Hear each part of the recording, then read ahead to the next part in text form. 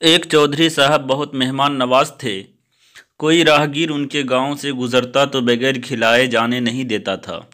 एक दिन अपनी बीवी से कहने लगा, मुझे बहुत इज्जत मिली है। बीवी ने कहा, तुमको जो इज्जत मिली है उसमें मेरा आधा हिस्सा है।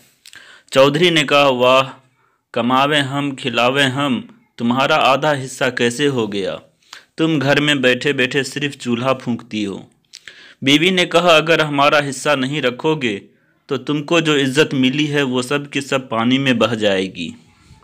चौधरी ने कहा, तुम इतना पावर रखती हो कि अगर तुम्हारा हिस्सा नहीं रखा गया तो हमको जलील कर दोगी? बीवी ने कहा, बिल्कुल। चौधरी ने कहा, अच्छा, तुम अपना हिस्सा निकाल लो और हमको जलील और रुसवा कर दो, देखे तुम कैसे रुसवा करती हो। बीवी ने कहा, चौधरी जी रहने दो, हमको मत छेड़ो, जैसा चलता है उसी तरीके से चलने दो, खा मखा क्यों जलील और रुसवा होते हो। चौधरी ने कहा, मैं ये देखना चाहता हूँ कि तुम मुझको किस तरह और कैसे रुसवा करती हो। बीवी ने कहा, करके बताएं? चौधरी ने कहा, हाँ, करके बताओ। दोनों की बात खत्म हो गई। बीवी इस ताक में रही कि मौका मिले तो चौधरी को मज़ा चखाऊं। चौधरी की शोहरत दूर दूर तक फैली हुई थी, अच्छे बुरे सभी लोग आते जाते थे। एक मर्तबा उमर रसीदा साधु गुरु जी की हैसियत से मेहमान बनकर चौधरी के घर आ गया। शाम को आया था। सुबह में चौधरी जी ने अपनी बीवी से कहा, गुरु जी के लिए असली देसी घी का हलवा बनाओ, मैं खेत होकर आता हूँ। ये कहकर चौधरी जी चले गए। बीवी साहिबा चौधरी के हुक्म के मुताबिक असली घी में गुरु जी के लिए हलवा बनाने लगी। हलवा बना रही थी और फूट फूट के रो रही थी। गुरु बगल वाले कमरे में थे। रोने की आवाज़ सुनकर बाहर आ गए और औरत से कहा, बेटा, रोने की क्या वजह है? औरत ने कहा, गुरुजी, मैं तो आपकी हालत पर रो रही हूँ। गुरुजी ने ताज्जुब से कहा, मेरे हाल पर रोने की क्या वजह है? औरत कहने लगी, हमारे चौधरी का दिमाग खराब हो गया है। जो कोई मेहमान आता है उसको असली घी का हलवा खिलाकर मूसल से मारते हैं। आप तो ज़ईफुल उमर हो, एक ही मूसल में मर जाओगे। औरत की यह बात सुनकर गुरुजी को बहुत ताज्जुब हुआ और कहने लगा, मुझे हलवा नहीं खाना, मैं तो जा रहा हूँ। औरत ने कहा, आप जल्दी चले जाओ, अगर चौधरी जी आ गए तो आपको जाने नहीं देंगे। गुरुजी अपना थैला उठाकर चल दिए।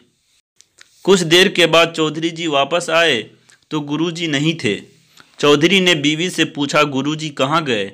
बीवी ने कहा, गुरुजी तो बड़े ज़िद्दी आदमी थे, मुझे कहने लगे ये मूसल धान कूटने वाला मुझे दे दो।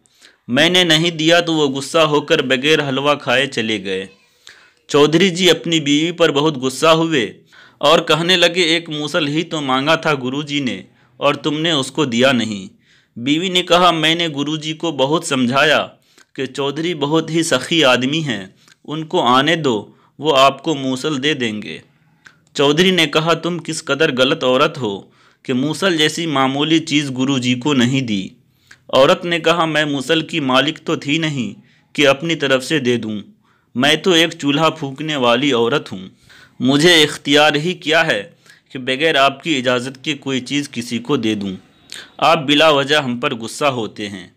अभी तो गुरुजी रास्ते में ही होंगे, आप मूसल लेकर ज़रा तेज़ कदमों से चलकर गुरुजी को दे आओ। जाओ, जल्दी जाओ।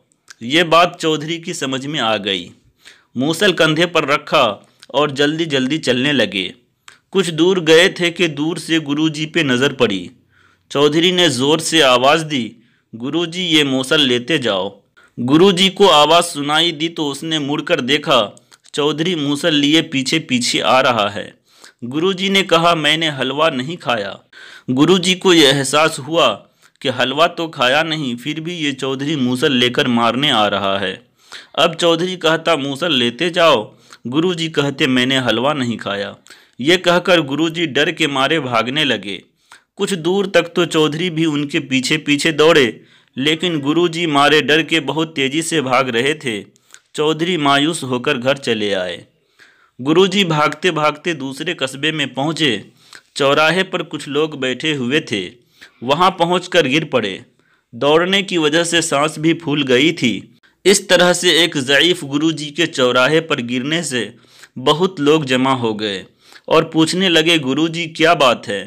کچھ دیر تک گروجی مارے گھبراہٹ کے کچھ بول ہی نہیں سکے۔ جب کچھ اطمینان ہوا تو کہنے لگے فلاں گاؤں میں فلاں چودھری بڑا خطرناک ہے، مہمانوں کو اصلی گھی کا حلوہ کھلا کر موصل سے مارتا ہے، اس کی عورت بہت ہی بھلی اور نیک ہے، اس نے مجھے کہہ دیا تم جلدی یہاں سے چلے جاؤ ورنہ چودھری موصل سے دھنائی کریں گے۔ اتفاق سے چودھری کھیتوں کو دیکھنے گیا تھا، اس وجہ سے مجھے بھاگنے کا موقع مل گیا، ورنہ مجھے بھاگنے بھی نہیں دیتا۔ ہم حلوہ کھائے بغیر اس کے گھر سے چل دیے، پھر وہ موصل لے کر مارنے کے لیے میرے پیچھے آ رہا تھا، آتے دیکھ کر میں بھاگ پڑا اور بڑی مشکل سے یہاں تک پہنچا۔ گروجی ہر گاؤں دیہات اور قصبوں میں یہی بات کہتے پھرتے تھے، چودھری کی برائی کرتے تھے اور اس کی بیوی کی تعریف۔ ظاہر ہے کہ اگر بیوی بچے ہی کسی کی بدنامی کے پیچھے پڑ جائیں تو اسے کون نیک نام کر سکتا ہے؟ برائی کی کوئی بات بیوی اگر کسی سے کہہ دے تو ہر آدمی یہ کہتے ہوئے یقین کر لے گا کہ اس کی بیوی نے یہ بات بتلائی ہے، اس لیے گھر والوں کے ساتھ اچھا برتاؤ کرنے کی تاکید آئی ہے۔